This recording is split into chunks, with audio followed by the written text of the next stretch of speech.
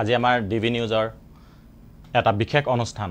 আমি যেটো কিতাপক অৰ্থাৎ গ্ৰন্থক লৈ কৰি আছো কিতাপৰ কথা লেখকৰ কথা সেই অনুষ্ঠানলৈ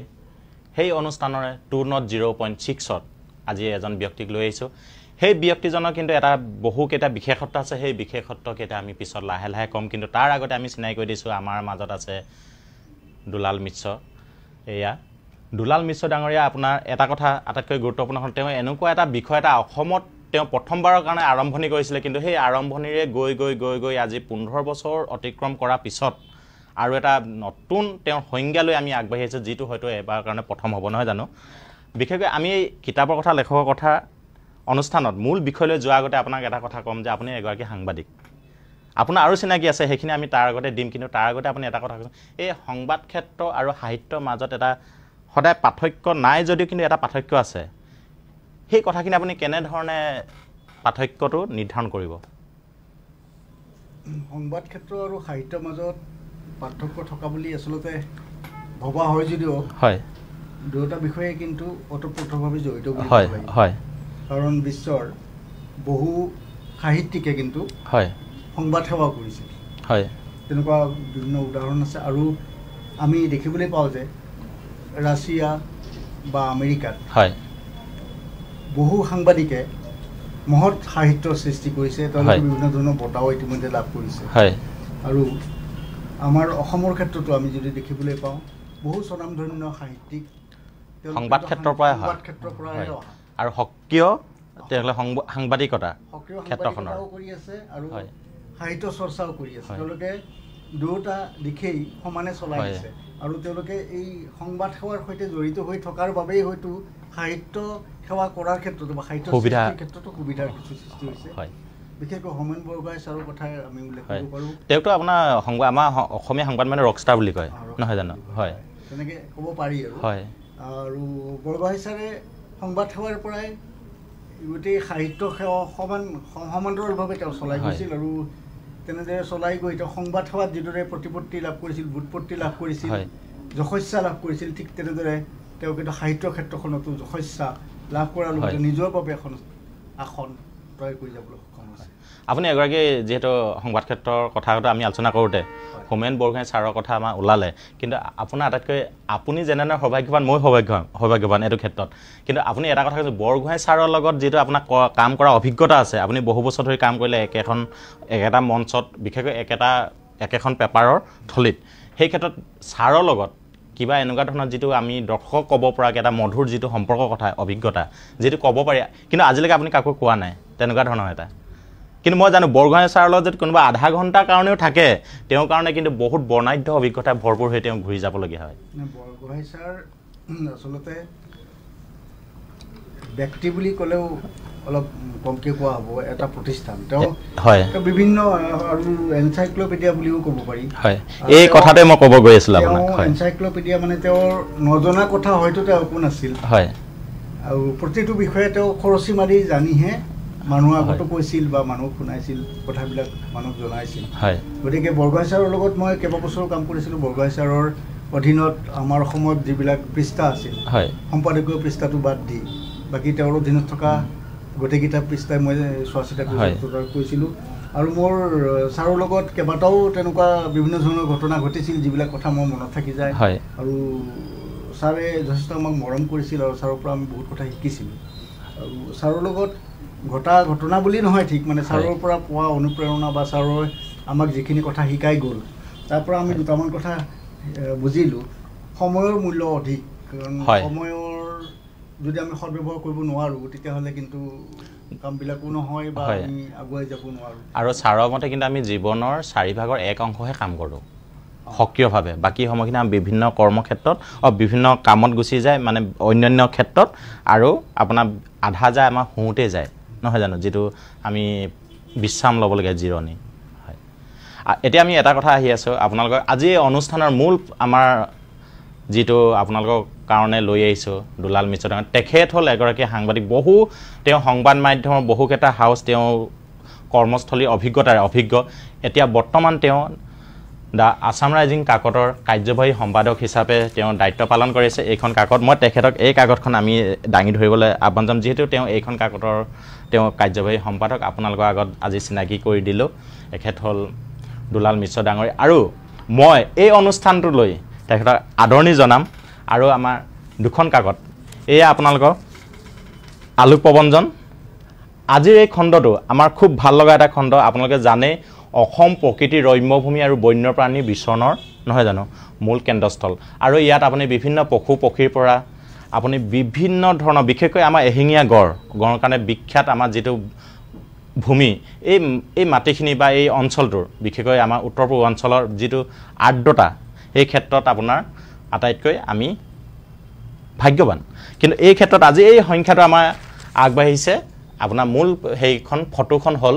আপোনাৰ পবিতৰাত এতিয়া যিটো পৰিভ্ৰমী পক্ষী লৈ এগৰাকী সাংবাদিকে তোলা ফটো তেওঁৰ নাম হ'ল ৰাজদীপ দাস তেখেতৰ সেই ফটোখনেৰে আমি এই আজি সংখ্যাটো সজাইছোঁ এখেত মই এখনো দিলোঁ তেখেতক ধন্যবাদ বহুত আৰু দৈনন্দিন বাৰ্তা আমাৰ ডিবি নিউজৰ যিটো মূল আমাৰ হোতা দৈনন্দিন বাৰ্তা গোষ্ঠী যিখন দৈনন্দিন বাৰ্তা কাকত ইয়াৰে মই কাৰ্যবাহী সম্পাদক ডিম্পুল চুতীয়া আপোনালোকে জানে এই কথাটো তথাপি মই আপোনালোকক জনালোঁ আজিৰ এই যিটো সংখ্যা আপোনালোকক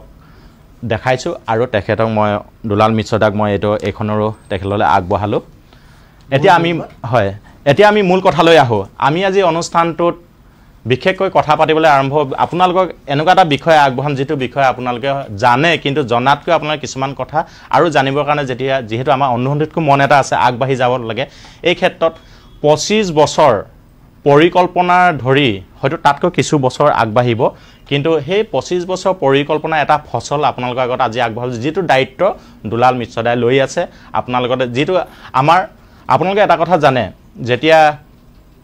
যিকোনো বিষয় এটা যদি আমি জানিব হয় তেতিয়া আমি অন্ধতকৈ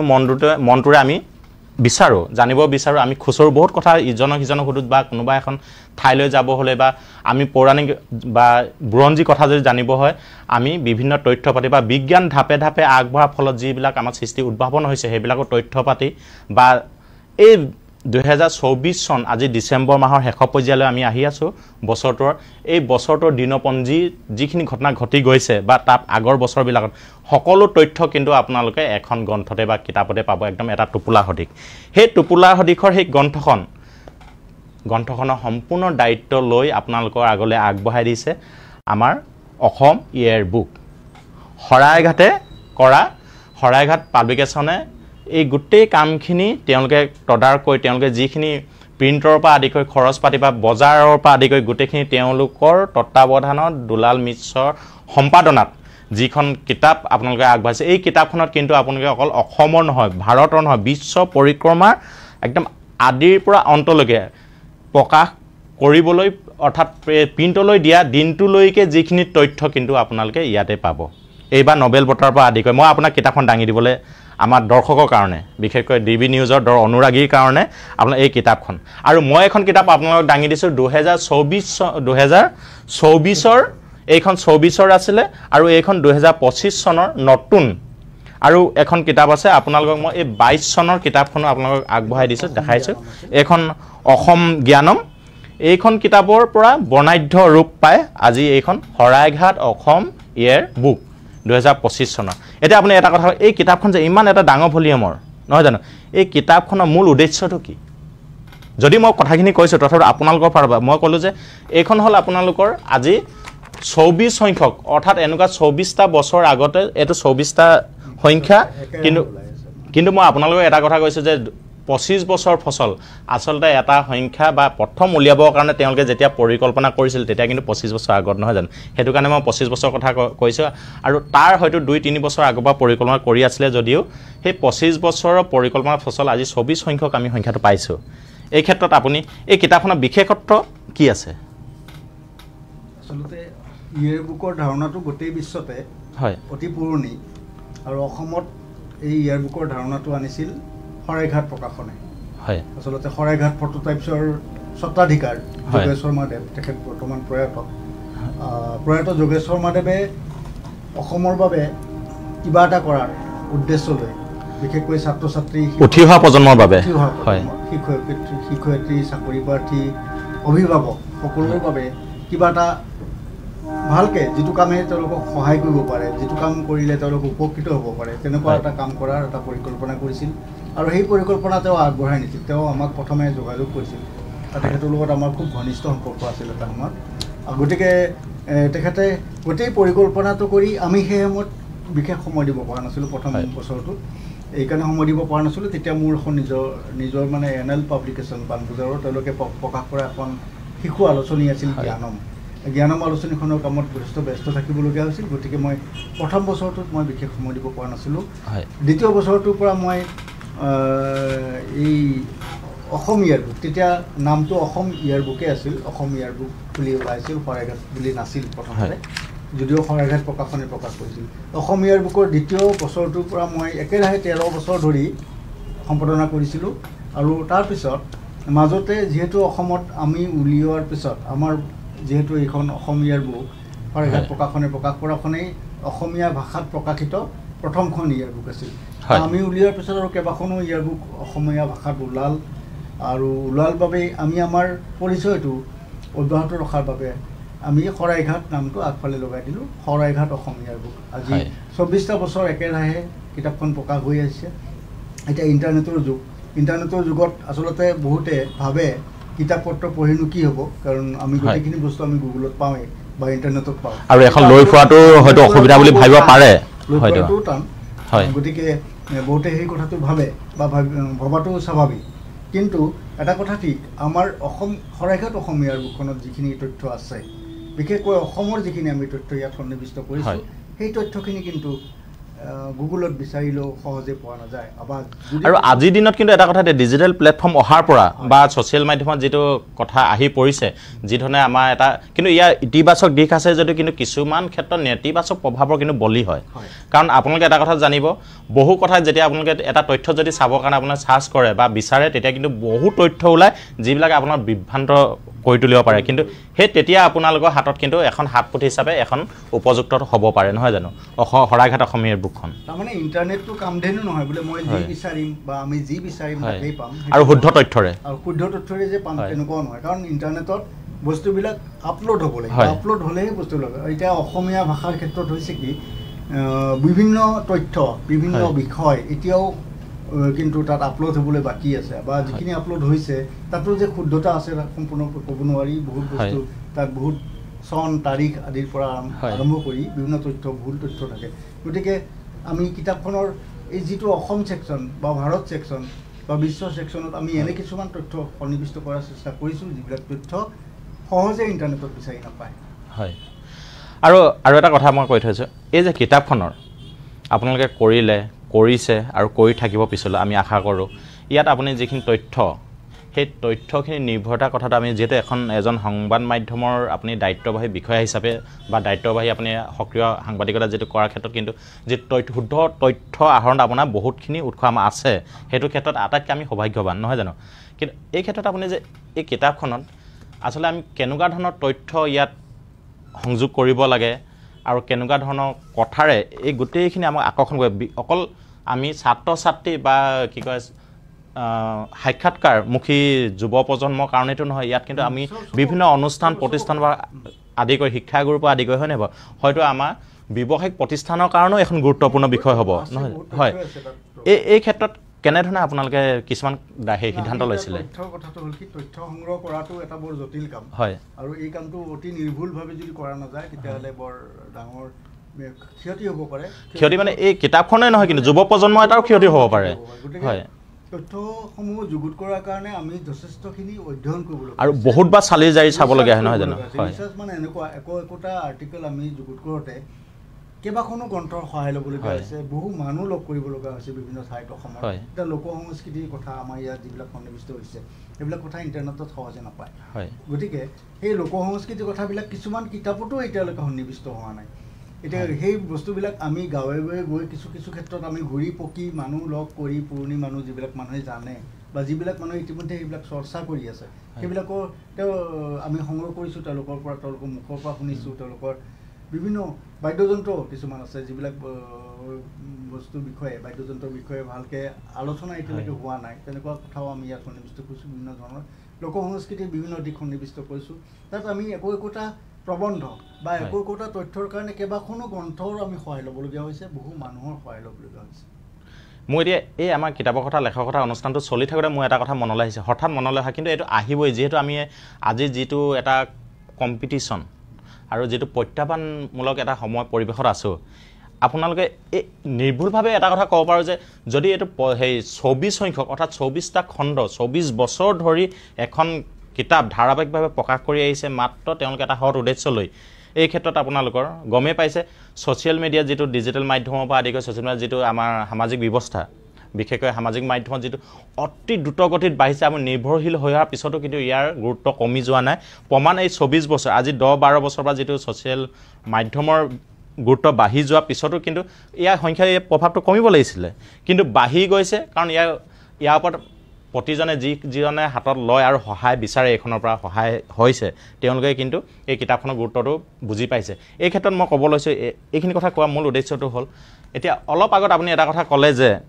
আৰু কেইবাখনো কিতাপ এনেকুৱা ইয়েৰ বুক ওলাইছে, আপোনালোকে নামটোতে শৰাইঘাট আমাৰ আটাইতকৈ গৌৰৱৰ বিষয় এটা অধ্যায়, আমাক বুকু ফুলি যোৱা বিষয় এটা, আমি শৰাইঘাট বুলি ক'লে ফুলি যায়, তেনেকুৱা এটা বিষয় লৈ তেওঁলোকৰ সেই নামটো শৰাইঘাটে শব্দটো লগাই দিয়াৰ পিছত ইয়াৰ নামাকৰণটোৱে ভাল লগা এটা আকৰ্ষণীয় নাম হৈ পৰিছে। কিন্তু সেই কথাতকৈ এই যে অসমীয়া বুক আৰু ওলাইছে, সেই তেওঁলোকৰ বা সেইকেইখনৰ পৰা প্ৰত্যাহ্বানমূলক কিবা প্ৰত্যাহ্বান সন্মুখীন হৈছে নেকি, কেনেকুৱা ধৰণৰ? আৰু স্বাভাৱিক কথা, কিন্তু প্ৰত্যাহ্বান আপোনালোকে হ'ব হয়তো হৈছে, কেনেকুৱা ধৰণৰ প্ৰত্যাহ্বান সন্মুখীন হৈছে? মাজতে আৰু মই এটা কথা ক'ব বিচাৰোঁ, হয়, শৰাইঘাট প্ৰকাশনৰ যোগেশ শৰ্মাদেৱ তেখেতে গ্ৰন্থখন প্ৰথম প্ৰকাশ কৰিছিল, হয়, আৰু তেনেদৰে চলি আছিল বছৰৰ পিছত বছৰ ধৰি। আৰু কিন্তু তেখেত যেতিয়া ঢুকাল, স্বৰ্গগামী হোৱাৰ পিছত তেখেতৰ সুযোগ্য ভাগিন ৰাকেশ গোস্বামী, তেখেতৰ RG পাব্লিকেশ্যনছে এই গ্ৰন্থখনৰ প্ৰকাশৰ দায়িত্ব বহন কৰিছে। আৰু সেই RG পাব্লিকেশ্যনৰ বেনাৰতে 2024 আৰু 2025 বৰ্ষৰ গ্ৰন্থ এই দুখন প্ৰকাশ হৈছে, আৰু অনাগত দিনতো তেওঁলোকে এই গ্ৰন্থখন প্ৰকাশ কৰি থাকিব। যদিও RG পাব্লিকেশ্যনছে প্ৰকাশ কৰিছে তেওঁলোকৰ নিজৰ ভাগিন, তেওঁলোকৰ ঘৰৰে, একেটা ঘৰৰে, গতিকে তেওঁ এই শৰাইঘাট ফটোটাইপছৰ স্বত্বাধিকাৰ যোগেশ শৰ্মাৰ যি সপোন, সেই সপোনটোক আগুৱাই নিয়াৰ এক দায়িত্বহে বহন কৰিছে। আৰু আপুনি যি ক'লে প্ৰত্যাহ্বানৰ কথাটো, আচলতে প্ৰতিটো কামতে প্ৰত্যাহ্বান আছে, থাকিলেহে ভাল, প্ৰত্যাহ্বান থাকিলেহে আগুৱাই যোৱাত এটা সুবিধাও হয়, আৰু ভুল ক্ৰুটিবিলাক অন্য প্ৰকাৰ প্ৰেৰণা হয়, ভুল ক্ৰুটিবিলাক চাই কি আছে কি নাই আমি তেতিয়া অলপ নিজকে সংশোধিত কৰাৰ বা সংশোধন কৰাৰ এটা সুযোগ পাওঁ। আৰু প্ৰত্যাহ্বান বুলি ক'লে আমি অকল বজাৰৰ দিশৰ পৰা, বজাৰ বুলি এইকাৰণেই কৈছোঁ কাৰণ এখন কিতাপ ছপা কৰি সেই কিতাপখন পাঠকৰ হাতত তুলি দিয়ালৈকে ইমান ডাঙৰ কলেবৰৰ কিতাপ এখন, বহুত টকাৰ পইচাৰ কথা জড়িত হৈ থাকে, তাত বিনিয়োগৰ কথা জড়িত হৈছে, বহুত টকাৰ, আৰু তাত বহু মানুহ প্ৰতিনিধি থাকে, মানুহ থাকে, তাত একোটা ডাঙৰ টিম থাকে, গতিকে টকা পইচাৰ কথা নিশ্চয়কৈ জড়িত আছে। গতিকে জড়িত থকাৰ লগে লগে বজাৰৰ কথাটো আহি যায়। আৰু বজাৰত আমি প্ৰত্যাহ্বানৰ সন্মুখীন নোহোৱা বুলি আমি নকওঁ, কাৰণ আমাৰ যিহেতু কম্পিটিটৰ আছে, গতিকে কম্পিটিটৰ থাকিলে প্ৰত্যাহ্বান হ'ব। আৰু বজাৰৰ এটা নিয়ম, কম্পিটিটৰ থাকিলেহে বস্তুবিলাকৰ উৎপাদনটো, তাৰ গুণগত মানবিলাক ভাল হয়। যদি একপক্ষীয় হয়, মনোপলি হয়, তেতিয়াহ'লে কিন্তু তাত যদি ভুলেই থাকে, ভুলেই ওলাই গৈ থাকিব, তাত আৰু হেৰি নাই, কাৰণ ভাবিব আমিতো অকলে, গতিকে আমাৰ প্ৰতিদ্বন্দ্বী নাই, যি দিম তাকে ল'ব, কিন্তু সেইদিন এতিয়া আৰু নহয়। আৰু প্ৰত্যাহ্বান লাগে, আৰু মানুহৰ কম্পিটিশ্যনটো লাগে, যিকোনো ক্ষেত্ৰতে কম্পিটিশ্যনটো থাকিলে ভাল হয়। আৰু সেই প্ৰতিযোগিতা শুভ, ভাল, ইতিবাচক প্ৰতিযোগিতা হ'লে আৰু বেছি ভাল হয়। আৰু আমাৰ ক্ষেত্ৰত সদায় ইতিবাচক হৈ আছে। আৰু আপুনি কৈছে সামাজিক মাধ্যমৰ কথাটো কৈছে, এতিয়া সামাজিক মাধ্যমৰ ক্ষেত্ৰত বা ইণ্টাৰনেটে আমাৰ প্ৰতি বা কিতাপৰ প্ৰতি, অকল এখন কিতাপ বুলি নহয়, যিকোনো ছপা মাধ্যমৰ প্ৰতি এটা ভাবুকিৰ সৃষ্টি কৰা বুলি বিভিন্নজনে আশংকা প্ৰকাশ কৰিছে। কিন্তু মই ভাবোঁ, মই নিজে ছপা মাধ্যমৰ সৈতে আজি বহু বছৰ ধৰি জড়িত হৈ আছোঁ, গতিকে মই এটা কথা অনুভৱ কৰিছোঁ, ছপা মাধ্যমৰ বিকল্প কিন্তু সামাজিক মাধ্যমে বা ইণ্টাৰনেটৰ অন্যান্য প্লেটফৰ্মসমূহ হ'ব নোৱাৰে। কাৰণ ছপা মাধ্যমৰ নিজস্ব এটা ধাৰা আছে, গতি আছে, ই প্ৰাচীন, আৰু এই গতি ধাৰা সদায় অব্যাহত থাকিব। তাত কিবা এটা অকণমান সময়ৰ কাৰণে সাময়িকভাৱে কিবা হিন্দী এটা হ'ব পাৰে, কম বেছি এটা হ'ব পাৰে, কিন্তু ছপা মাধ্যমৰ গুৰুত্বটো যে নাই, সেই কথাটো ভাবিব নোৱাৰি বা আশংকা কৰাৰো কোনো কাৰণ নাই বুলি মই ভাবোঁ। আৰু এতিয়া নৱপ্ৰজন্মই ছপা মাধ্যমৰ প্ৰতি যথেষ্ট আকৃষ্ট পুনৰ আকৰ্ষণ হৈছে মই দেখিছোঁ ডিব্ৰুগড় গ্ৰন্থমেলা বা নগাঁৱত গ্ৰন্থমেলা চলি আছে নগাঁও গ্ৰন্থমেলা আজি এতিয়া ঢকুৱাখানাত চলি আছে হয় গতিকে গ্ৰন্থমেলাসমূহত কিন্তু নৱপ্ৰজন্মৰ যুৱক যুৱতীসকলে আটাইতকৈ বেছি কিতাপ বিচৰা পাঠকৰ ভিতৰত তেওঁলোকেই বেছি আৰু নৱপ্ৰজন্মৰ যুৱক যুৱতীয়ে যথেষ্ট কিতাপ ক্ৰয় কৰে আজিকালি আমি নিজে দেখি আহিছোঁ গ্ৰন্থমেলাবিলাকত গতিকে তেওঁলোকৰ যিহেতু কিতাপ কিনে বা কিতাপ পঢ়ে তেওঁলোকৰ এটা এই অভ্যাসটো যে গঢ় দিছে অব্যাহত আছে গতিকে ইয়াৰ পৰা বুজিব পাৰি আমাক এতিয়াও আমি এতিয়াও নিশেষ হৈ যোৱা নাই ছপা মাধ্যম এতিয়াও নিশেষ হৈ যোৱা নাই আৰু ছপা মাধ্যম নিশেষ হৈ নাযায় মই এইটো ধাৰণা কৰোঁ খুব এটা ভাল বাৰ্তা দিছে সেই বাৰ্তাটো আমাৰ কাৰণে সঁচাকৈ এটা খুব সাহসী আৰু প্ৰেৰণা দিব এইখিনি মই আপোনাক আৰু এটা কথা সুধিছোঁ আপুনি ইতিমধ্যে ইমান দিন ধৰি সংবাদ মাধ্যমৰ লগতে আপুনি সাহিত্য চৰ্চা বিশেষকৈ মৌলিক গ্ৰন্থৰ পৰা আপুনি কিছুমান ইমানকেইখন কিতাপ আপুনি সম্পাদনা কৰিছে আপোনাৰ নিজৰ গ্ৰন্থ আপুনি প্ৰণয়ন কৰিছে এই ক্ষেত্ৰত আপোনাৰ কিমানখনমান এতিয়ালৈকে আপুনি কৰিলে খন হিচাপটো মোৰ সঠিকভাৱে নাই হয় তথাপিতো সৰু ডাঙৰ মিলি হয় ৭০খনমান কিতাপ হ'ব এতিয়ালৈকে এইটো কিন্তু খুব কম সংখ্যা নহয় ৭০খন কিতাপৰ লগত তেওঁ হাতৰ পৰা ওলাই গৈছে অৰ্থাৎ তেওঁ প্ৰকাশ কৰিছে এইটো কিন্তু খুব আমি এইখিনিতে আপোনাক অভিনন্দন জনাইছোঁ কিন্তু আৰু এটা কথা মই কৈ থওঁ আপোনালোকক কৈ ভাল লাগিব আপোনালোকে ভাল পাব আজি শুনি কিন্তু অসমত এটা বিষয়ৰ কিতাপৰ বা সেই বিষয়টো কিন্তু আৰম্ভ কৰা আপোনালোকৰ কাৰণে অচিনাকি নহয় চিনাকি কিন্তু অসমত সেই কামটো প্ৰথম কৰিছিলে কিন্তু দুলাল মিশ্ৰ ডাঙৰীয়াই আৰু আমাৰ লগত আছে সেই বিষয়টো লৈ তেওঁ প্ৰথম হেৰি কৰিছিলে অসমৰ সংবাদ মাধ্যমত অসমত গ্ৰন্থত যিটো গ্ৰাফোলজি আপোনালোকে এইটো কথা নিশ্চয় জানে আজি নতুন বছৰ আহি আছে আজি ডিচেম্বৰ মাহৰ 21 তাৰিখ আৰু কেইদিনমানৰ পিছত বছৰ সলনি হ'ব সময় বাগৰি যাবই আপোনালোকে এটা কথা জানে যে বিজ্ঞানৰ যিটো ধাপে ধাপে আগবাঢ়ি অহা অত্যাধুনিক তথ্য প্ৰযুক্তি যিটো উন্নয়ন হৈছে তেনে ক্ষেত্ৰত কিন্তু কিছুমান প্ৰসংগ তল পৰি গ'লেও কিন্তু তাৰ সদায় গুৰুত্ব থাকিবই আৰু গ্ৰাফোলজিত আজি কম্পিউটাৰাইজ হ'লেও বা কম্পিউটাৰ জৰিয়তে আপোনাৰ পঢ়া যিটো ৰিড কৰে নহয় জানো পঢ়া কৰিলেও কিন্তু সেই অভিজ্ঞতা কিন্তু আটাইতকৈ গুৰুত্বপূৰ্ণ সেই গুৰুত্বপূৰ্ণ কথাখিনি কেনেকুৱা ধৰণৰ আপোনাক কৈ দিওঁ আপোনালোকে যে আগতে এতিয়া খুব কমিছে কিন্তু আগতে এইটো আছিলে যিটো অটোগ্ৰাফ কোনোবা এজন যদি আমাৰ কোনোবা ওচৰলৈ বা কাৰোবাক এজন বিশিষ্ট ব্যক্তিক আমি লগ পাওঁ কিন্তু তেওঁৰ পৰা আমি অটোগ্ৰাফ লৈছিলোঁ বা কাৰোবাৰ জন্মদিনত আমি গোটেই দলটো কোনোবা এটা যদি আমি এটা বণ্ডিং হৈ থাকোঁ এটা দল হৈ থাকোঁ সেই দলটোৱে কিন্তু আমি এখন কিতাপত গোটেইকেইজন নিজৰ চহী এটা ভাল লগা বাক্যৰ প্ৰেৰণামূলক বাক্যৰে কিন্তু আমি তেওঁক সেই কিতাপ বা আমি এটা এটা বান্ধি নহয় জানো সেইখন এটা ফটো হিচাপে তেওঁক আমি উপহাৰ দিছিলোঁ আৰু কাৰোবাৰ পৰা আমি বিশেষকৈ আমাৰ সেইটো সময়ত আমি যেতিয়া ডাঙৰ হৈ আহিছিলোঁ আমাৰ আটাইতকৈ আকৰ্ষণৰ ব্যক্তিজনে আছিলে ভূপেন হাজৰিকা আমাৰ মৰমৰ ভূপেন দা সেই ভূপেন দা কিন্তু আমি এটা চহী অটোগ্ৰাফ ল'বৰ কাৰণে কিন্তু আমি হাবাথুৰি খাইছিলোঁ আৰু সেই মোৰ অভিজ্ঞতা হৈছিলে লখিমপুৰত মই আপোনালোকক মোৰ কথাটো জনাইছোঁ আৰু সেই যে আমি অটোগ্ৰাফটো দিয়ে সেই অটোগ্ৰাফটোৰ পৰা কিন্তু আমি কিছুমান কথা জানিব পাৰোঁ এই ক্ষেত্ৰত কিন্তু অসমত সংবাদ মাধ্যমত বিশেষকৈ অসমতে সেই কথাটো প্ৰথম আৰম্ভ কৰিছিলে দাদাই আৰু এই কিতাপখন তেওঁ প্ৰকাশ কৰিছে 2010 চনৰ ডিচেম্বৰ মাহত প্ৰথম প্ৰকাশ হৈছিলে এতিয়া মই আপোনালোকক এই বিষয়টো আনিছে এটা আপোনালোকেও ভাল পাব এই বিষয়টো কেনেধৰণে হয় এইখন আপোনালোকে দেখিছে সম্পূৰ্ণ খালী কাগজ ইয়াত মই মোৰ চহীটো কৰিম অসমীয়া আৰু ইংৰাজীত আৰু এইখিনিতে মই কিন্তু আমাৰ ইয়াতে এজন অতিথি বা এই শ্ব'টোৰ কাৰণে আমি অতিথি হিচাপে টানি আনিছোঁ বিশেষকৈ এইটো আমাৰ ষ্টুডিঅ'ৰ লগতে যিহেতু কাৰ্যালয়টো জড়িত গতিকে আমাৰ DB নিউজৰ কাৰ্যবাহী সম্পাদক নৱজ্যোতি কলিতা তেখেতেও আহিব তেখেতেও চহী কৰিব আৰু আমাক দাদাই এই বিষয়খিনি আমাক ক'ব আমাৰ চহীখিনি দেখি মই প্ৰথম চহী কৰিছোঁ আপোনালোকক এই খালী পৃষ্ঠাটোত আমি দুটা ভাগ কৰি লৈছোঁ এটা ভাগ মই কৰিম এটা আমাৰ DB নিউজৰ কাৰ্যবাহী সম্পাদক নৱজ্যোতি কলিতাই কৰিব এইখিনি মই ভাগ কৰি লৈছোঁ দুভাগ কৰি ইয়াত মই প্ৰথম চহীটো কৰিছোঁ খুব ভাল লাগিব নহয় জানো বিষয়টো নতুন কিন্তু আৰু সংবাদ মাধ্যমত যদি আগতে চৰ্চা হৈছিলে কিন্তু এই বিষয়টো আকৌ নতুনকৈ আহিব পাৰে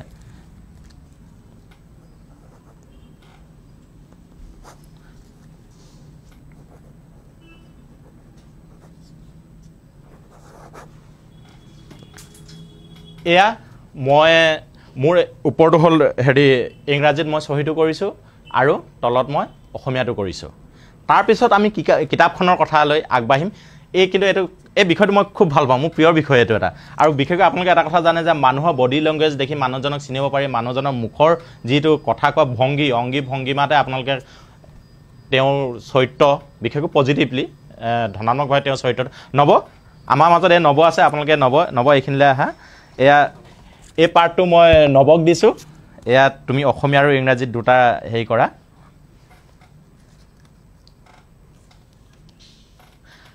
আমাৰ মাজলৈ নৱ অহাৰ কাৰণে আমি ধন্যবাদ জনাইছোঁ আৰু নতুন বছৰ আমি শুভেচ্ছাও জনাইছোঁ আগতীয়াকৈ যিহেতু তেওঁৰ হয়তো যদি ক'বলৈ কি হ'ব মোৰো একেই কথা আপোনালোকে গমেই পাইছে দুলালে যদি আমাৰ চহীটোত যদি কিবা বিষয় ওলায়ো সেই বিষয়টোৱে কিন্তু আমাৰ নতুন বছৰ আৰু পুৰণা বছৰটোলৈ সন্ধিক্ষণত বেলেগ ধৰণৰ হ'ব পাৰে কিন্তু এটা কথা জানো যে মানুহ আচলতে এইটো ইংৰাজীত দি দিছোঁ হয় অসমীয়া আপোনালোকে অনুষ্ঠান কণ্টিনিউ ৰাখক আৰু মই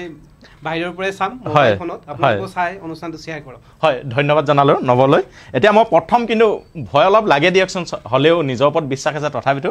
মই কিন্তু প্ৰথম নৱটোকে ক'ব ক'ম এয়া মই আগবঢ়াই দিছোঁ আপোনালোকলৈ এয়া কলম চহী বিশ্লেষণ কৰাৰ পূৰ্বে মই অকণমান গ্ৰাফলজিৰ বিষয়ে কৈ ল'ব বিচাৰিছোঁ আচলতে গ্ৰাফলজিৰ ধাৰণাটো সম্পূৰ্ণ অসমত নতুন বুলি মই ভাবোঁ সেই সময়তে নতুন আছিলে এতিয়া যিহেতু কিছু বছৰ হৈ গ'ল হয় আৰু সেই সময়খিনিত যেতিয়া মই আৰম্ভ কৰিছিলোঁ 2007 চনমানত হ'ব এইখিনি মই আৰু এটা কথা কৈ থওঁ আপোনালোকক যিহেতু আপোনালোকে গম পাইছে শৰাইঘাট যিখন শৰাইঘাট অসম ইয়েৰ বুক 2025খন যিহেতু আগতীয়াকৈ ওলাই অসমৰ গোটেই হেৰি বিষয়ে বজাৰ ব্যৱস্থাটোত যাতে ঠায়ে ঠায়ে ছাত্ৰ ছাত্ৰীসকলে পায় মই এইখিনিতে কথাটো কৈ লৈছোঁ ইতিমধ্যে পাইছেগৈও কিন্তু এইখন যদিও 2025 চন দিছে কিন্তু এইখন বিশেষকৈ আপোনালোকৰ যিখিনি কুইজৰ কাৰণে আটাইতকৈ গুৰুত্বপূৰ্ণ বিষয় বা তথ্য আহৰণৰ কাৰণটো হয় কিন্তু আপোনালোকে এটা কথা কৈ থওঁ মই আজিৰ দিনটোত আজি আমাৰ DB নিউজৰ কিতাপৰ কথা লেখকৰ কথাত আপোনালোকক এটা কথা কৈ থওঁ যে আজিৰ দিনটোৰ পৰা এটা প্ৰশ্ন কিন্তু উত্তৰ আপোনালোকে কুইজত ব্যৱহাৰ কৰিব পাৰে সেয়া হ'ল অসমত গ্ৰাফলজি প্ৰণয়ন কৰা ব্যক্তিজনৰ নাম কি আমি যদি উত্তৰ দিব পৰা আজিৰ দিনটোত আমি স্বীকৃতি ৰাইজে দিব কিন্তু তথাপিও এইটো কথা আমি ক'ব পাৰোঁ কুইজত এইটো আমি নহয় সঁচা কথা আমি স্বীকাৰ কৰিব লাগিব এইটো ক্ষেত্ৰত কিন্তু দুলাল মিশ্ৰৰ নামটো আহিব প্ৰথম হয় আপুনি কওক কথা এটা কওঁ Saraighat Assam year book Amazon আৰু ফ্লিপকাৰ্টত উপলব্ধ হয় আপোনালোকে এমাজন আৰু ফ্লিপকাৰ্টত শৰাইঘাট অসম ইয়েৰ বুকৰ নামটো সাৰ্চ কৰি আপোনালোকে অৰ্ডাৰ ল'ব পাৰে বা মোৰ নাম দুলাল মিশ্ৰ সাৰ্চ কৰিলে কিতাপখন আপুনি অৰ্ডাৰ দি হাতত ল'ব পাৰে আৰু এটা কথা আপোনাৰ ঘৰৰ ওচৰৰ সমীপৱৰ্তী কিতাপৰ দোকানখনতো আপুনি পাব হয় গ্ৰন্থবিলাকতে পাব গোটেই দোকানতে পাব গোটেই অসমতে পাব আৰু আপোনালোকে অনলাইনত কিনিব বিচাৰিলে এমাজন আৰু ফ্লিপকাৰ্ট আপুনি এইখিনি কথাটো কিতাপখনৰ পৃষ্ঠা আৰু মূল্যটো আপুনি কৈ দিব নেকি হয় আমাৰ 1232 পৃষ্ঠা কিতাপখনৰ 1232 পৃষ্ঠা প্ৰকাশক RG পাব্লিকেশ্যনছ পাণবজাৰ গুৱাহাটী আৰু মূল্য 570 টকা আৰু ফ্লিপকাৰ্ট এমাজনত কিনিলে আপোনালোকে অকণমান ডিছকাউণ্ট পাবই এইখিনি মই আৰু এটা কথা কৈ থওঁ আপোনালোকে হয়তো জানে বজাৰলৈ গ'লে বা হয়তো বজাৰৰ পৰা ঘূৰি অহা মানুহজনৰ কথা পাতিলে কেতিয়াবা আমি তিনিআলি চাহ খাওঁতে বা চাৰিআলিত যেতিয়া কথা পাতোঁ বাছলৈ ৰৈ থাকোঁ বা বাছত গৈ থাকোঁতে আমি কিন্তু মূল্য বৃদ্ধিৰ কথাটো কওঁ কিন্তু আপোনালোকে জানি ভাল পাব যে যোৱা বছৰ তুলনাত কিন্তু পৃষ্ঠাৰ সংখ্যা বাঢ়িছে যদিও কিন্তু মূল্য তেওঁলোকে বিশেষকৈ বঢ়োৱা নাই কাৰণ যোৱা বছৰ আছিলে মাত্ৰ 550 টকা আৰু এইবাৰ 270 টকা মাত্ৰ 20 টকা তেওঁলোকে বঢ়াইছে এইটো কিন্তু খুব গুৰুত্বপূৰ্ণ বিষয় তেওঁলোকে হয়তো নতুন প্ৰজন্মৰ হাতত সহজতে উপলব্ধ হ'ব পাৰে বিশেষকৈ মূল্যটোৰ ক্ষেত্ৰত তেওঁলোকে কিন্তু এইখনত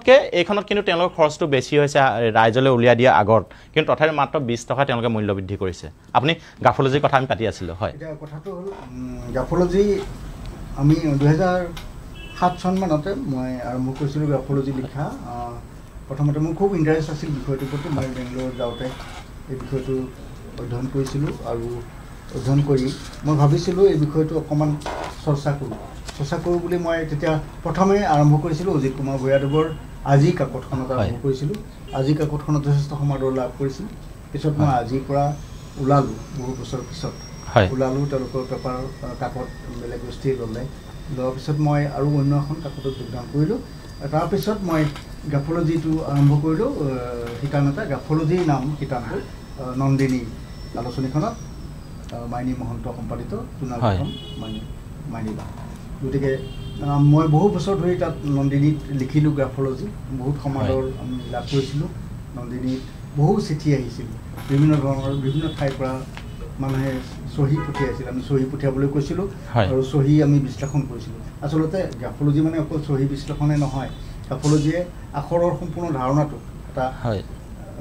বেলেগ ৰূপত উপস্থাপন কৰে কাৰণ আখৰৰ সৈতে আমাৰ চিন্তা চেতনাৰ সমগ্ৰ বিষয়টো জড়িত হৈ আছে কাৰণ আখৰ আমি লিখোঁ বুলি লিখিব নোৱাৰোঁ আমাক মগজুৱে নিৰ্দেশ দিব লাগিব মগজুৱে নিৰ্দেশ দিয়াৰ পিছত আমি আখৰ লিখিব পাৰোঁ গতিকে আমাৰ এই আখৰ যে আমি লিখোঁ এই লিখা আখৰখিনিত প্ৰতিফলিত হয় আমাৰ মগজুত প্ৰবাহিত হৈ থকা বিভিন্ন তৰংগৰ ৰূপৰেখা এটা গতিকে আমি অকল আখৰটো লিখিলোঁ গতিকে আমাৰ তাতেই শেষ এইটো নহয় গোটেই প্ৰক্ৰিয়াটোত মগজুৰ কথা জড়িত হৈ থাকে তাত স্নায়ুৰ কথা জড়িত হৈ থাকে হাতখনৰ কথা জড়িত হৈ থাকে চকুৰ কথা জড়িত হৈ থাকে আমাৰ এটেনশ্যনটোৰ কথা জড়িত হৈ থাকে আমি কিমান মনোযোগ দি কামটো কৰিছোঁ সেইকাৰণে কেতিয়াবা শোকৰ সময়ত যেতিয়া মানুহে খুব শোকাকুল পৰিৱেশত এটাত মানুহে লিখিবলগীয়া হ'লে হাত কঁপে লিখাত বেয়া হয় আখৰটো বেয়া হয় কাৰণ তেওঁলোকৰ মগজুৱে সেই সময়ত এটা শোকাচূন্য হৈ থাকে মানে পৰিৱেশ লৈ কথা হয় কিন্তু আনন্দৰ মুহূৰ্তত আকৌ লিখাটো বেলেগ হয় গতিকে তেনেকুৱা নেপোলিয়ন বনাপাৰ্টে এতিয়া যুদ্ধৰ আগতে তেওঁ মহাবীৰ আছিল বিৰাট পৰাক্ৰমী বীৰ হয় কিন্তু তেওঁ যেতিয়া যুদ্ধত পৰাজিত হ'ল তেওঁৰ শ্বহীদটোৱে সলনি হৈ গ'ল তেওঁৰ শ্বহীদটো সম্পূৰ্ণ সলনি হৈ গ'ল আমি ইয়াত দিছোঁ কিতাপখন তেওঁ যুদ্ধৰ আগতে মৰা যেতিয়া পৰাক্ৰমী বীৰ হিচাপে পৰিচিত হৈ আছে সমগ্ৰ বিশ্বতে এতিয়াও বীৰ হিচাপে পৰিচিত তথাপিতো তেওঁ যেতিয়া পৰাজিত হৈছিল তাৰপিছত তেওঁ শ্বহীদটো সম্পূৰ্ণ সলনি হৈ গৈছিল গতিকে শ্বহীদৰ পৰাও বহু কথা ওলাই পৰে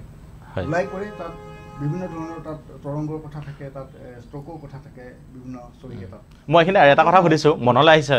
আপোনাৰ এটা চহী হয়তো আপোনাৰ আৰ বৰা ভূঞা এনেকুৱা ধৰণৰ লিখিব পাৰে আপুনি চহীটোৰ কথা নাজানে তাৰ নামটো সম্পূৰ্ণ নামটো দিয়া নাই এই ক্ষেত্ৰত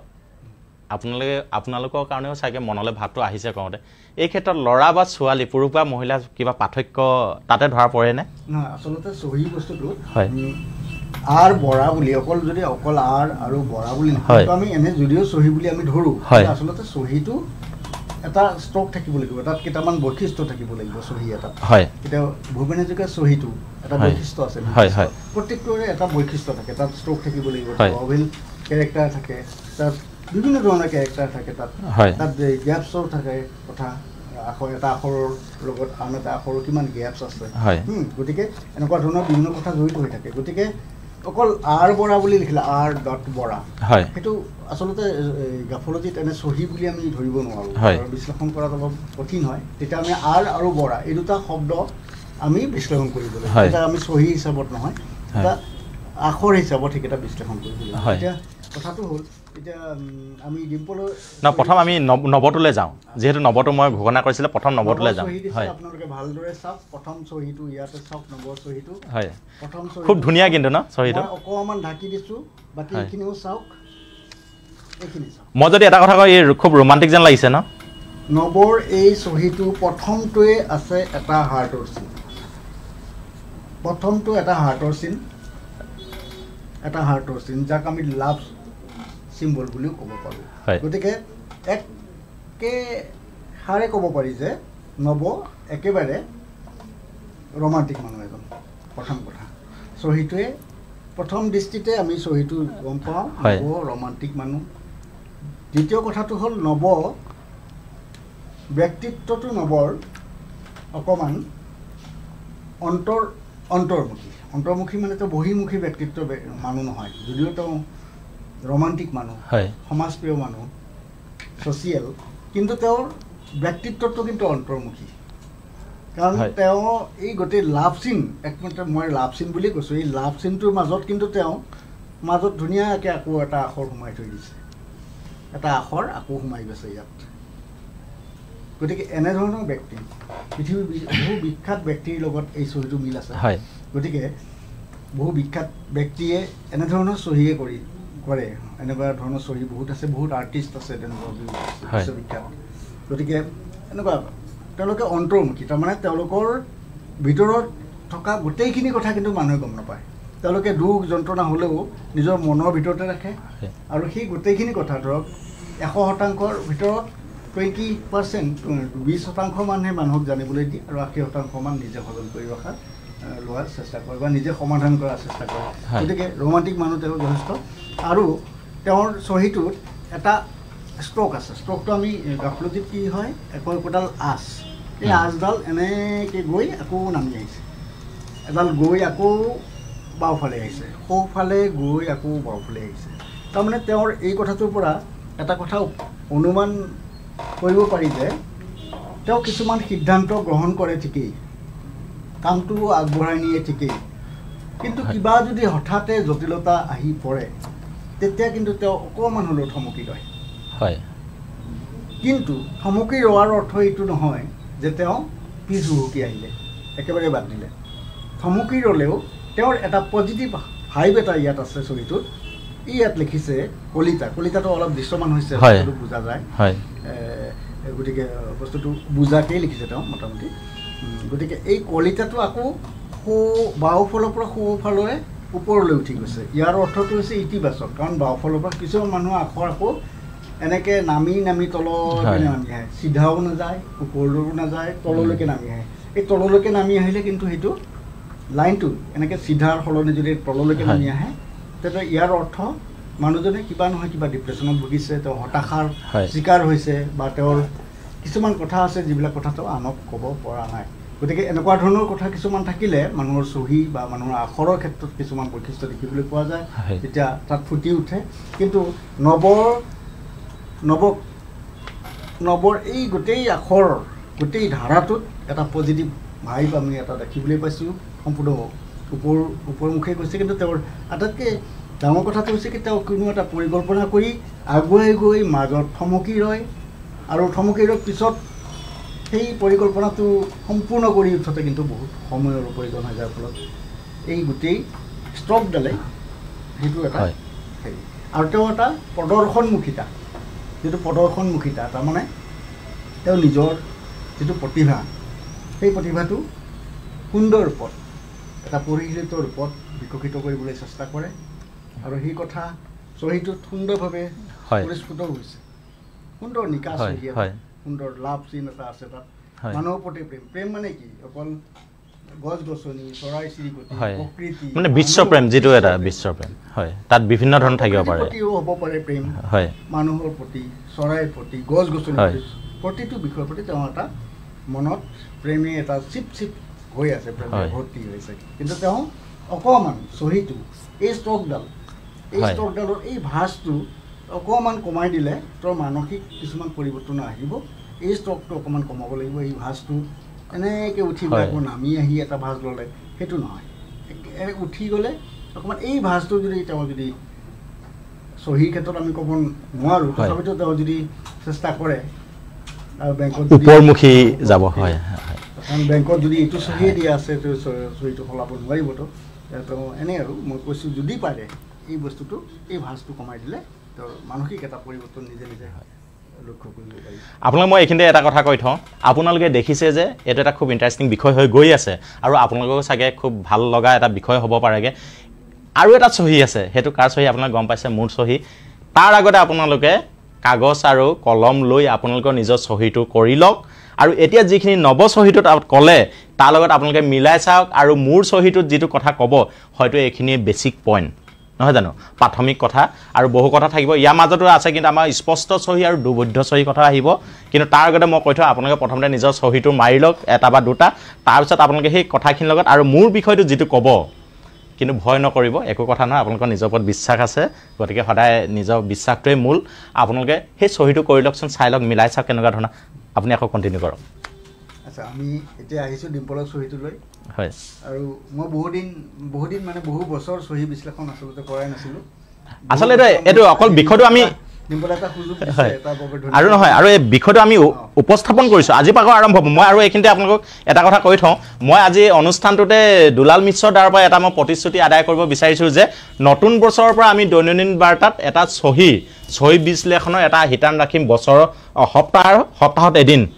আৰু সেইটো আমি আপোনাকে আকৌ পুনৰ দায়িত্ব দিছোঁ। এই বিষয়টো আমি চৰ্চা কিন্তু অব্যাহত ৰাখিম। গতিকে আমি নতুন বছৰৰ পৰা আপোনালোকে আমালৈ চহী পঠাব, আমি বিশ্লেষণ আপোনালোকে চাব, মিলাই চাব আপোনালোকৰ লগত হয় নহয়, কাৰণ এইটো এটা আপোনাৰ কি কয় আপোনাৰ মনস্তাত্ত্বিক বিষয় নহয় জানো, হয়, তাৰ লগত জড়িত আছে, বিজ্ঞান জড়িত আছে আচলতে। এতিয়া আপুনি কথাটো দিলে না মোক, কথাটো মই এই মুহূৰ্তত মই মানে কেমেৰাৰ সন্মুখত কথাটো দিয়াটো অলপ অসম্ভৱ হয়, আৰু হঠাৎ কৈছোঁ বাৰু, মই বাৰু কৰিম, চেষ্টা কৰিম, কিন্তু অসম্ভৱ বেলেগ কথা একো নাই। তাৰমানে কি হয়, বাতৰি কাকত এখনৰ লগত জড়িত থাকিলে সময়ৰ অভাৱ আহি পৰে আৰু এটা কথা আজিকালি বিষয়টো আৰু ঘৰুৱা বিষয় কিছুমান থাকে কিছুমান বাহিৰৰ অন্যান্য কামৰ কথাও থাকে আপোনালোকক লগতে মই কথা আৰু এটা কথা কৈছোঁ যদিও আমি নতুন বছৰ আৰম্ভণিৰ পৰা যদি নোৱাৰোঁ কিন্তু 25 চনৰ কোনোবা এটা সময়ৰ পৰা কিন্তু এই বিষয়টো আমি আৰম্ভ কৰিম কাৰণ তেখেতে যিহেতু অলপ অধ্যয়ন কৰি ল'ব লাগিব আৰু সঠিক বিশ্লেষণ কৰিব যেহেতু চাব চেষ্টা কৰিলে ভাল এতিয়া আমি মোৰ চহীটোলৈ আহোঁ মই কিন্তু ভয় কৰা নাই বাৰু দেই বিশ্বাস আছে ডিম্পলৰ চহীটো প্ৰথম ইয়াতে মই লক্ষ্য কৰা কেইটামান বস্তু হৈছে ইয়াত অভেল যিটো আমি কওঁ অভেল চৰিত্ৰটো সম্পূৰ্ণৰূপে বিদ্যমান প্ৰথম কথা দ্বিতীয় কথাটো হ'ল ইয়াত যিডাল ষ্ট্ৰক গৈছে ষ্ট্ৰক মানে তলৰ পৰা ওপৰলৈকে লাইন এডাল গৈছে এই লাইনডাল বাওঁফালৰ পৰা সোঁফাললৈ ওপৰলৈ উঠি গৈছে অভেল কথাটো হ'ল কি পৃথিৱীত যিসকল ব্যক্তি আছে সমাজত পৰিচিত যিসকলে সমাজৰ বাবে অনবদ্য অৱদান আগবঢ়াইছে তেওঁলোকৰ প্ৰায়ভাগৰে চহীত কিন্তু অভেল বৈশিষ্ট্যটো বিদ্যমান মোৰ ভৱিষ্যত আছে সাহিত্যিক চিত্ৰকৰ সাংবাদিক বিভিন্নজনৰ চহীত আমি অভেল চৰিত্ৰটো আমি দেখিবলৈ পাওঁ অভেল চৰিত্ৰটো এটা কথা কয় এই বৈশিষ্ট্যটো এটা আটাইতকৈ ডাঙৰ কথাটো হ'ল অভেলৰ অৰ্থটো হ'ল কি তেওঁ নিজে নাখাই হ'লেও আনক খোৱাৰ এটা মানসিকতা আছে তাৰমানে তেওঁ মানুহক সহায় কৰি ভাল পায় আপুনি চাব আপোনাৰ ঘৰৰ কাষৰ আপোনাৰ আত্মীয় আপোনাৰ পৰিচিত বন্ধু আপোনাৰ পৰিচিত লোক তেওঁলোকৰ চহী যদি কেতিয়াবা আপোনালোকে দেখে তেওঁলোকৰ চহীত যদি আপুনি দেখে এনেকুৱা অভেল গোলাকৃতিৰ কিছুমান যদি বৈশিষ্ট্য দেখে তেন্তে মন কৰিব সেই ব্যক্তিগৰাকী কিন্তু কিবা নহয় কিবা প্ৰকাৰে সামাজিকভাৱে অতি দায়বদ্ধ সকলো মানুহে সামাজিকভাৱে দায়বদ্ধ কিন্তু তেওঁ কেতিয়াবা এনেকুৱা হয় আনৰ প্ৰয়োজনত কেতিয়াবা নিজৰ ক্ষতি কৰি হ'লেও তেওঁ মানুহক সহায় কৰিবলৈ আগবাঢ়ে এই অভেল চৰিত্ৰটো সেইটো এটা বৈশিষ্ট্য গতিকে এনেকুৱা ধৰণৰ চহী কৰা মানুহে কেতিয়াও আনৰ বিপদ দেখি পিছুৱাই নাহে বা নেদেখা ভাওজুৰি যোৱা বিধৰ মানুহ নহয় গতিকে আমি নিঃসন্দেহে ক'ব পাৰোঁ ডিম্পলো ঠিক একেই প্ৰকৃতিৰে মানুহ আৰু দ্বিতীয়তে কথাটো কি তেওঁ বাওঁফালৰ পৰা সোঁফাললৈকে ঊৰ্ধ্বগামী হৈছে তলৰ ৰাজডাল এই ঊৰ্ধ্বগামী কথাষাৰে সদায় ইতিবাচক কথা বুজায় তেওঁ সদায় ইতিবাচক কথাই চিন্তা কৰে কিন্তু তেওঁৰ এটা ডাঙৰ কথাটো হ'ল কি চহীটো আৰু এই ষ্ট্ৰকডালৰ মাজত এটা গেপ আছে এই গেপটোৱে কিন্তু তেওঁৰ এটা নিৰাশাবাদকো কিন্তু বুজায় নিৰাশাবাদটো এনেকুৱা তেওঁ বহুত পৰিকল্পনা কৰে কিন্তু 100% পৰিকল্পনাৰ ভিতৰত তেওঁ 60 পৰা 70% পৰিকল্পনাহে বাস্তৱত ৰূপ দিব পাৰে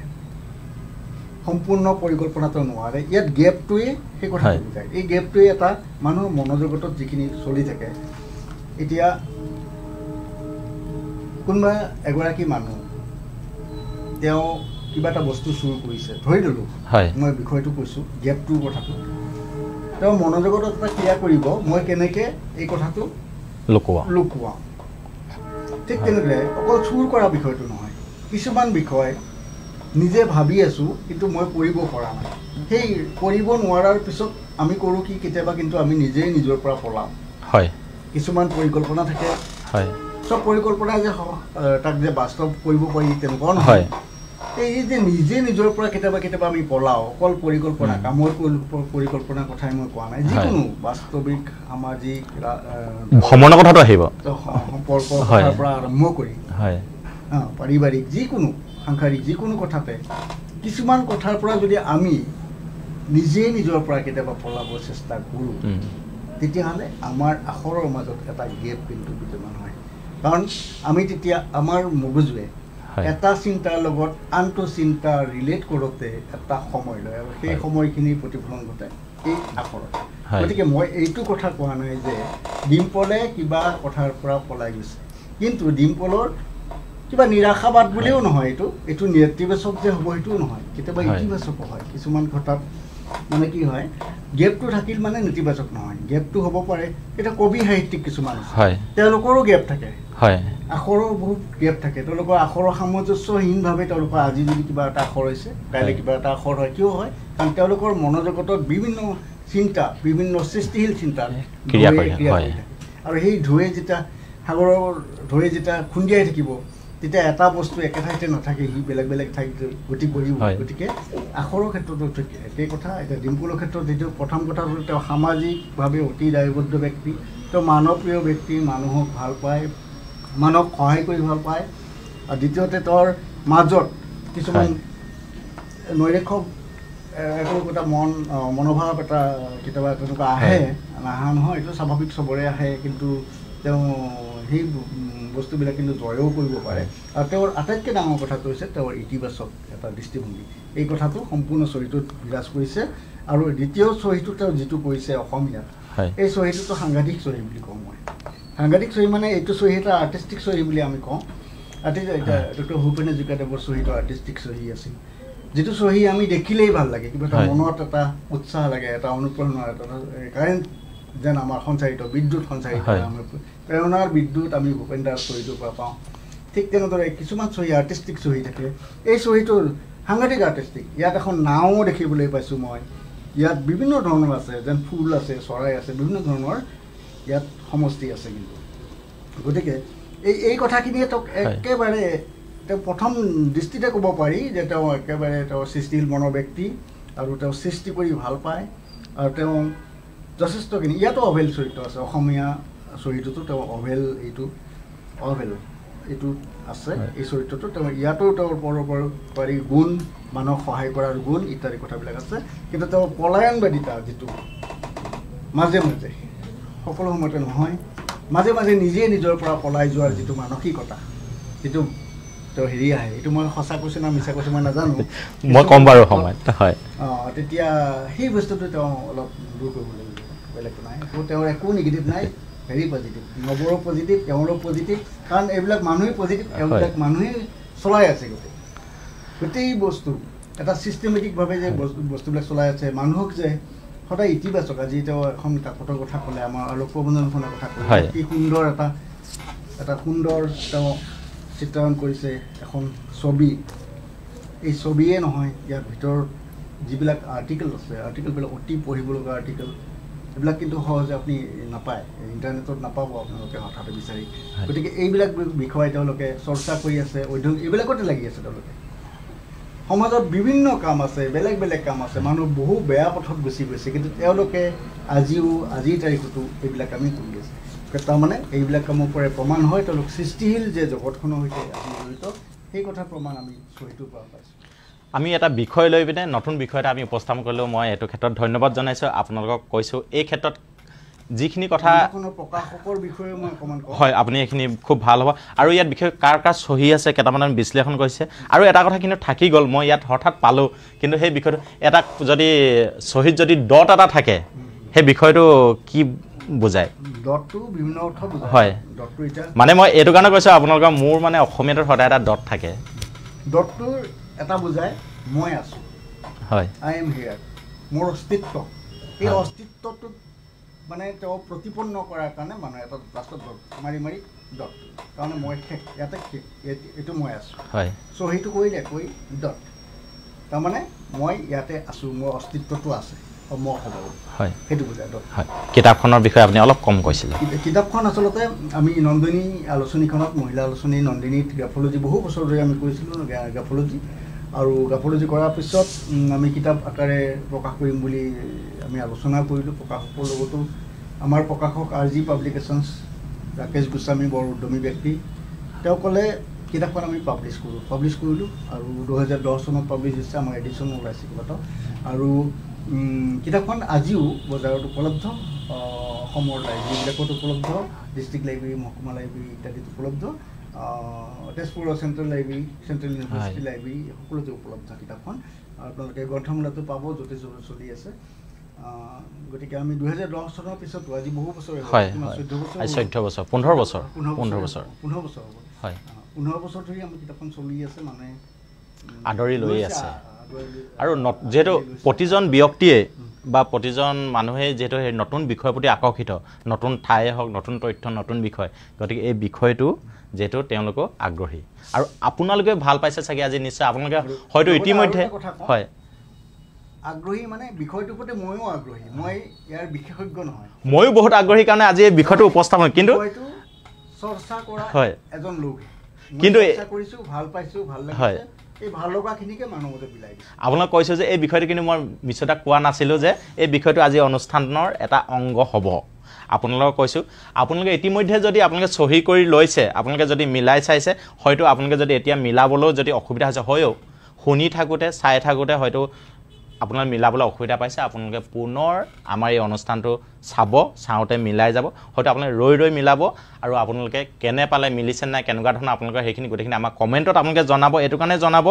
আপোনালোকৰ বন্ধুসকলকো জনাব এই বিষয়টো জনাব এইটো কাৰণে আমি তেতিয়া গম পাম যে আপোনালোকৰ যদি আপোনালোকৰ আৰু সেই চহীটোৰ লগত আপোনালোক বিশেষভাৱে জানিব বিচাৰে আপোনালোকে কমেণ্টতে চহীটো দি দিব আমি আপোনালোকক কমেণ্টতে আপুনি ৰিপ্লাইটো দিম মিছত আপুনি দিব নহয় জানো সময় লাগিব কিন্তু আপোনালোকে নিৰাশ নহয় কিন্তু নিৰাশ নহয় পাব আপোনালোকে হয় সময় অকমান লাগিব হয় খুব বহুত সময় নালাগে আপোনালোকে পঠিয়াব হয় আপোনালোকে পঠিয়াব যিমান পাৰো আমি চেষ্টা কৰিম আমি কামৰ মাজত আমাৰ এই ইকিখিনি পেপাৰটো আছে আপুনি দেখিছে দৈনন্দিন বাৰ্তা আছে দ্য আছাম ৰাইজিং আছে গতিকে এইখিনি পেপাৰো আমি কাম কৰিব লাগিব গতিকে কামখিনি অটাই মেলি ৰাতি আমি নিশ্চয়কৈ আপোনালোকৰ কমেণ্টছবিলাক আমি পঢ়িম আমি আপোনালোকে পঠোৱা কমেণ্টছত আপোনালোকে চহীটো কাগজ এখনত কৰি ফটো এখন মাৰি কমেণ্টছত দি দিব আমি আপোনালোকক যিমান দূৰ সম্ভৱ সেই কমেণ্টছতে আমি ৰিপ্লাই দিয়াৰ চেষ্টা নিশ্চয়কৈ কৰিম আমি এতিয়া যেহেতু কিতাপৰ কথা লেখকৰ কথাত আমি এই শৰাইঘাট অসম ৰিয়েডবুক 2025 এই সংখ্যাটোৰ কথা আমি পাতি আছোঁ এই সংখ্যাটোত মই আপোনালোকক কৈ দিওঁ বেটুপাত বুলি কয় প্ৰথম পৃষ্ঠাটো এই বেটুপাততে তেখেতলোকে উল্লেখ কৰিছে যে এই সংখ্যাটোত কি আছে ইয়াত বিশেষকৈ আছে আপোনালোক থুলমূলকৈ এটা উদাহৰণ আপোনালোকে পাব পৰাকৈ এটা এই বিষয়টো অসম ভাৰত বিশ্বৰ শেহতীয়া ঘটনাৱলী প্ৰতিযোগিতামূলক পৰীক্ষাৰ উপযোগী হোৱাকৈ অসম বিষয়ক বিশেষ তথ্য বিভিন্ন বিষয়ৰ বহু হাজাৰ তথ্য বস্তুনিষ্ঠ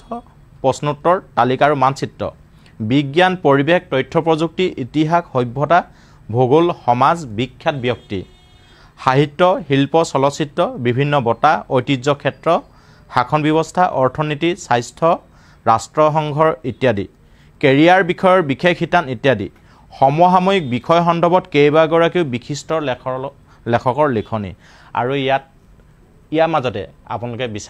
বিচাৰি পাব আপোনালোকে বিচৰা প্ৰশ্নৰ উত্তৰ আৰু তথ্য নহয় জানো বহুত হাজাৰ তথ্য আছে আৰু এইবাৰ মই এটা কথা মই মন কৰিছোঁ যোৱা যেটো এইখিনি মই আৰু এটা কথা কৈ থওঁ আপোনালোকক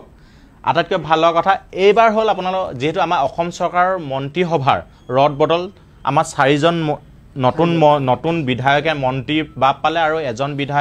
এজন মন্ত্ৰীয়ে বেলেগ দায়িত্ব তেওঁ অৰ্পণ কৰা হৈছে আৰু তেওঁলোকক কি শিতান অৰ্থাৎ কি বিভাগ তেওঁলোকৰ হাতত অৰ্পণ কৰিছে মুখ্যমন্ত্ৰী ডক্টৰ হিমন্ত বিশ্ব শৰ্মা ডাঙৰীয়া তেওঁলোকৰ ওপৰত আস্থা ৰাখি সেই গোটেই তথ্যখিনি কিন্তু আপোনালোকে ইয়াতে পাব হয় আপুনি কিবা ক'ব লৈছিলে মানে যোৱা বছৰ 2024 চনৰ কিতাপখন পঢ়ি হয় শৰাইঘাট অসম ৰিয়েডবুক পঢ়ি মোৰ চিনাকি নাই তেওঁলোকৰ লগত বিভিন্ন ধৰণে তেওঁলোকৰ লগত জড়িত ধৰক ফেচবুকৰ জৰিয়তে বা অন্যান্য মাধ্যমেৰে গতিকে তেওঁলোকে বহুতে মোক এনেকৈ মেছেজ কৰিছিল হয় তেওঁলোকে বহুত উপকৃত হৈছে অসম চৰকাৰৰ যিটো পৰীক্ষা তেওঁলোকে পাতিছিল 3rd গ্ৰেড and 4th গ্ৰেডৰ গতিকে তেওঁলোকে তাত উপকৃত হৈছে মই অকল কোৱা নাই যে অকল চাকৰি প্ৰাৰ্থীৰ বাবে এইখন গ্ৰন্থ ইয়াত স্কুলীয়া ছাত্ৰ ছাত্ৰীৰ পৰা আৰম্ভ কৰি অভিভাৱক শিক্ষক শিক্ষয়িত্ৰী আৰু সমাজৰ সকলো স্তৰৰ ব্যক্তিৰ বাবে ইয়াত প্ৰয়োজনীয় বহু তথ্য আছে যিবিলাক তথ্য আমি সহজে ইণ্টাৰনেটত নাপাওঁ মই বাৰে বাৰে এটা কথাই কৈছোঁ বহুতে ক'ব পাৰে মই মাজতে যেতিয়া ফেচবুকত মই এইখন কিতাপৰ আপডেট দিছিলোঁ আজি কিছু বছৰ আগত তেতিয়া মোৰে ফেচবুকৰ এগৰাকী বান্ধৱী হয় তেওঁ মোৰ পৰিচিত নহয় পোনপটীয়াভাৱে তেওঁ ডাইৰেক্টলি দিছিল বোলে আমি সাধাৰণ ডাটা ভৰাই অকণমান কম পইচাৰে ডাটা ভৰায়ে আমি চব ডাটা পাই যাওঁ চব তথ্য পাওঁ তেতিয়া মই ৰিপ্লাইটো দিছিলোঁ আমি গোটেইখিনি তথ্য আমি নাপাওঁ তাত কাৰণ অসমৰ প্ৰায়ভাগ তথ্যই তাত পোৱা নাযায় আৰু যিখিনি তথ্য পোৱা যায় সকলো যে শুদ্ধ বা নিৰ্ভুল সেইটো ক'ব নোৱাৰি কিন্তু আমি দাবী নকৰোঁ আমি গোটেইখিনি নিৰ্ভুলভাৱে আমি দিব পাৰিছোঁ, আমি নিৰ্ভুলভাৱে দিয়াৰ চেষ্টা কৰিছোঁ। কিন্তু আমি যিখিনি কালেকশ্যন কৰিছোঁ বা য'ৰ পৰা আমি লৈছোঁ, যিবিলাক বস্তু আমি য'ৰ পৰা সংগ্ৰহ কৰিছোঁ, সেইবিলাক আমি বিভিন্ন গ্ৰন্থ, বিভিন্ন ব্যক্তি তেওঁলোকৰ পৰা কৰিছোঁ আৰু যিমান পাৰি নিৰ্ভুলভাৱে দিয়াৰ চেষ্টা কৰিছোঁ। যদি কিবা কথাত আমাৰো ভুল ৰৈ যায়, আমি নকওঁ আমি নিৰ্ভুল, তেতিয়াহ'লে আপোনালোকে আমাক অৱগত কৰিব। আপোনালোকে গোটেই অসমতে কিতাপখন পাব, এমাজন ফ্লিপকাৰ্টত পাব। গতিকে আমাক জনালে আমি পৰৱৰ্তী সংস্কৰণত সেয়া আপলোড কৰি লোৱা চেষ্টা নহয়, আমি কৰিমেই এইখিনি। আপোনালোকৰ মতামতেই আমাৰ আগুৱাই যোৱা শক্তি। মই এইখিনিতে আৰু এটা কথা যে সংযোগ কৰিছোঁ, এই কিতাপখন কিন্তু আপোনালোকে উপহাৰ হিচাপেও গ্ৰহণ কৰিব পাৰে, দিব পাৰে আৰু হয় দিয়েও। আৰু এইটো হয়তো আটাইতকৈ শ্ৰেষ্ঠ উপহাৰ হ'ব পাৰে সেই ছাত্ৰজন, সেই যুৱকজন বা সেই আপোনাৰ পৰীক্ষাৰ বাবে প্ৰস্তুতি চলাই থকাৰ সেই নৱপ্ৰজন্মজন। কিন্তু এইখিনিতে মই আটাইতকৈ ডাঙৰ কথা এটা কৈ থওঁ, এইটো যিহেতু অসম শৰাইঘাট অসম ইয়েৰ বুক 2025খন তথ্য সমৃদ্ধ এখন গ্ৰন্থ হৈ পৰিছে। বিশেষ কুইজৰ কাৰণে কিন্তু আটাইতকৈ উপযুক্ত যিকোনো কুইজ। হয়, আমাৰ বিহু কুঁৱৰী, বিহুৱতী ইত্যাদি বিভিন্ন ধৰণৰ প্ৰতিযোগিতা হয় বিহুৰ সময়ত। গতিকে সেইবিলাকৰ প্ৰশ্ন আপুনি ইয়াত পাব। গতিকে প্ৰশ্নবিলাক ইয়াত আছে, আমি দিছোঁ। কুইজৰে এটা কুইজ অৰ্থাৎ পহেলিকাৰে আটাইতকৈ ডাঙৰ এটা প্ৰশ্ন, গুৰুত্বপূৰ্ণ প্ৰশ্ন, আমাৰ এছিয়া মহাদেশৰ আটাইতকৈ পৰিষ্কাৰ গাঁওখন কি বুলি ক'লে আমি মেঘালয়ত থকা মাউলিনং গাঁওখনৰ কথা আহোঁ। কিন্তু সেই মাউলিনং গাঁওখনৰ লগত কিন্তু সংবাদ মাধ্যমৰ যিটো ওতঃপ্ৰোত জড়িত, স্বীকৃতি দিয়াৰ কাৰণত কিন্তু সংবাদ মাধ্যমে সেইটো যথেষ্ট গুৰুত্বপূৰ্ণ ভূমিকা পালন কৰিছে। এই ক্ষেত্ৰত কিন্তু মিশ্ৰদাৰ এটা সাংঘাতিক অভিজ্ঞতা আছে। এই অভিজ্ঞতাটো মই আপোনাক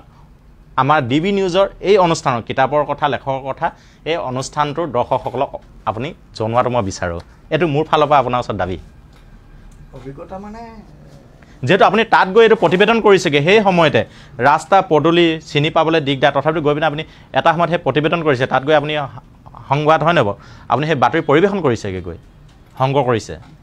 গাঁওখনৰ অভিজ্ঞতাটো এটা বেলেগ বিষয় হ'ব। হয়, প্ৰথম কথা হ'ল কি, যেতিয়া মই দ্য ছানডে ইণ্ডিয়ান নেশ্যনেল, এইটো কিন্তু আপোনাৰ সংবাদ মাধ্যমৰ এটা মূল স্তম্ভ হ'ব পাৰে আপোনাৰ কেৰিয়াৰ। এইটো নেশ্যনেল এখন উইকলি ইংৰাজী ভাষাৰ লগতে ভাৰতৰ 14টা ভাষাত ওলাইছিল। অসমীয়াটো ওলাইছিল, তামিল, তেলেগু, মালায়ালম, বঙালী, তাৰপিছত চব উৰিয়া, উৰ্দু ইত্যাদি 14টা ভাষাত ওলাইছিল সেইখন। আৰু ইংৰাজী মেইন আমাৰ মাদাৰ যিখন আছিল মেগাজিন, সেইখন আছিল ইংৰাজী। অৰিন্দম চৌধুৰী আছিল তেওঁৰ তাৰে সম্পাদক আৰু মালিক। দিল্লীৰ পৰা প্ৰকাশ পাইছিল আৰু গোটেই ভাৰতবৰ্ষৰ প্ৰতিখন ৰাজ্যতে একোটা কাৰ্যালয় আছিল, স্থানীয় কাৰ্যালয়। আৰু মই অসমৰ কাৰ্যালয়ত আছিলোঁ আৰু নৰ্থ ইষ্টৰ স্পেচিয়েল কৰেছপণ্ডেণ্ট হিচাপে আছিলোঁ তেতিয়া। এইটো কিমান চনৰ কথা আপোনাৰ? এইটো মোটামুটি 2013 মানৰ হ'ব। 13 মান, হয়, 13 মানৰ হ'ব। হয়। গতিকে মই কেইবাবছৰো আছিলোঁ তাত। গতিকে তেতিয়া মই বিভিন্ন উত্তৰ পূৰ্বৰ বিভিন্ন ঠাই ভ্ৰমণ কৰিবলগা হৈছিল বাতৰিৰ কাৰণে। কাৰণ তেওঁলোকে দিল্লীৰ পৰা আমাক কিছুমান দিছিল, এইকেইটা বস্তু আমাক লাগে। তেতিয়া আমি মায়ঙৰ ওপৰতো কৰিছিলোঁ। মায়ঙৰ ৰাষ্ট্ৰীয় পৰ্যায়ত মায়ঙৰ বিষয়ে বিভিন্ন ধৰণৰ লেখা ওলাইছিল, যিটো তন্ত্ৰ মন্ত্ৰ মূল বিষয়টো। হয়, আৰু 14টা ভাষাত ওলাইছিল, তামিল, তেলেগু গোটেই ভাষাতে ওলাইছিল। আৰু আমি মাউলিনং যিখন গাঁও, এছিয়াৰ আটাইতকৈ পৰিষ্কাৰ গাঁও, সেই গাঁওখনলৈ আমি গৈছিলোঁ। এবাৰ নহয়, 3বাৰমান গৈছিলোঁ। 3বাৰমান গৈ আমি তাত নিখুঁতভাৱে তেওঁলোকে বিচাৰিছিল। আপোনাৰ এনেকুৱা লাগিছিলেনে যে সেইখন প্ৰকৃততে এছিয়াৰ ভিতৰত তাতকৈ পৰিষ্কাৰ গাঁও হ'ব পাৰে? ঘোষণা হোৱাৰ পিছতো লাগিছিলে নে বাৰু? মোৰ বোধেৰে মই এটা অনুভৱ হৈছে, পৰিষ্কাৰ পৰিচ্ছন্নতা বস্তুটো কথাটো আচলতে তাত আমি প্ৰথম সেইদিনা সেই মুহূৰ্তত কি দেখিছোঁ সেইটো নহয়। সেই মুহূৰ্তত আমি বা সেইটো ছিজনত সচৰাচৰ সেই ছিজনটো তাত যায়,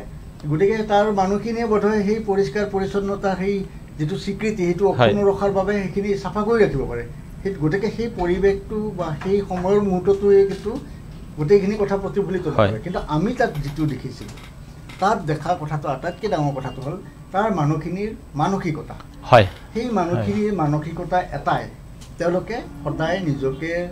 পৰিষ্কাৰ কৰি ৰখাৰ লগতে তেওঁলোকে বাস কৰা গাঁওখনকো পৰিষ্কাৰ কৰি ৰাখে। তেওঁলোকে কেৱল স্বীকৃতিৰ বাবে এই যে পৰিষ্কাৰ পৰিচ্ছন্নতাটোক আঁকোৱালি লৈছে সেইটো নহয়, তেওঁলোকে সদা সচেতন। বাটত কিবা গছৰ পাত এটা পৰিলে সেইটো কোনোবা তুলিব বুলি ৰৈ নাথাকে, আৰু নিজে তুলিলে। আৰু তাত মানে চব মানে হেৰি জৈৱিক মানে তাতে ডাষ্টবিনবিলাক হেৰি বা বেটেৰে জাবৰ পেলোৱা সেইটো পাচিটো হয় মানে প্লাষ্টিকৰ ব্যৱহাৰ সম্পূৰ্ণভাৱে নিষিদ্ধ আৰু তাৰ মানুহখিনি এনেকুৱা হেৰি তাত প্লাষ্টিক নিষিদ্ধ চিগাৰেট খোৱা নিষিদ্ধ গতিকে এই বিষয়টোত তেওঁলোক সদা সচেতন কোনোবাই যদি প্লাষ্টিক নিশ্চয় কোনোবা ব্যৱহাৰ কৰিছে বেয়াকে নকয় তেওঁলোকক ভালকে বুজাই দিব গতিকে এনেকৈ বুজাই দিওঁতে এতিয়া এনেকুৱা হৈছে সেইখিনি জেগালৈকে কোনো প্লাষ্টিক নহয় কাৰণ মানুহখিনি মানসিকতাটোৱেই পৰিষ্কাৰ পৰিচ্ছন্নতাৰ প্ৰতি এটা তেওঁলোকে নিজকে নিয়োজিত কৰিছে নিজকে সমৰ্পিত কৰিছে সেইকাৰণে তেওঁলোকৰ এই গোটেই গাঁওখন এখন পৰিষ্কাৰ গাঁও হৈছে এই গোটেই কনচেপ্টটো কিন্তু আমি বাকী অঞ্চলতো আমি ল'ব পাৰোঁ গুৱাহাটী ক্ষেত্ৰতো ল'ব পাৰোঁ বা অন্য আমাৰ অসমৰ বিভিন্ন গাঁও অঞ্চলতো ল'ব পাৰোঁ আমি এনেকুৱা আছে আমি ঘৰত একো নেপেলাওঁ বেয়া বস্তু কিন্তু ঘৰৰ বস্তুখিনি জাবৰখিনি আনি বাটত পেলাই থৈ যাওঁ এইটো আমাৰ বহুতে স্বভাৱ অভ্যাস হৈ গৈছে আৰু এইটো শিক্ষিত মানুহৰ মাজতো বহুত দেখা যায় বিশেষকৈ গুৱাহাটীতো তেনেকৈ বহুত দেখা যায় ৰাস্তাৰ কাষত ধুনীয়া জাবৰৰ দম জাবৰবিলাক তেওঁলোকে ঘৰত নেপেলায় বা ঘৰত নাৰাখি ৰাস্তাত আনি পেলাই দিয়াৰ লগে লগে মূৰৰ পৰা জাবৰৰ বজাটো গ'ল ঠিকেই কিন্তু সমাজত এটা জাবৰৰ সৃষ্টি হয় এই মানসিকতাটো যদি আমি মাউলি নোহোৱা মানুহখিনিৰ দৰে ল'ব পাৰোঁ তেতিয়াহ'লে চবৰে এটা ভাল হ'ব আৰু ভাৰতৰ যিটো স্বচ্ছতাৰ যি অভিযান সেই অভিযানটো সফল হোৱাত সহায়ক আমি হয় আপোনালোকে এইখিনিতে আমি যিহেতু অনুষ্ঠানৰ শেষৰ ফাললৈ আহি আছোঁ এই বৰ্ণাঢ্য অভিজ্ঞতাই যিখিনি আপোনালোকে গম পালে শৰাইঘাট অসমীয়াৰ বুকখন আপোনালোকৰ কাৰণে তথ্য কোষ হৈ পৰিছে আৰু হৈ পৰিব আপোনালোকে এখন উপহাৰ দিয়ক মই আৰু গ্ৰাফোলজি বিশেষকৈ এই নতুন বিষয়টো আমি যিটো উপস্থাপন কৰিলোঁ আপোনালোকে ইয়াৰ অংশীদাৰ হ'ব পাৰে আপোনালোকে পঠাব পাৰে চহী কৰি আপোনালোকে আৰু এই অনুষ্ঠানটোলৈ আহি ইমানখিনি সময় দিয়ে আৰু গোটেই কথাখিনি আলোচনা কৰাৰ বাবে মই আপোনালৈ ধন্যবাদ জনাইছোঁ আৰু নতুন বছৰৰ পাকক্ষণত আপোনালোকে নতুন বছৰৰ আদৰণি জনোৱাটো শুভেচ্ছা জনাইছোঁ আৰু ডিবি নিউজৰ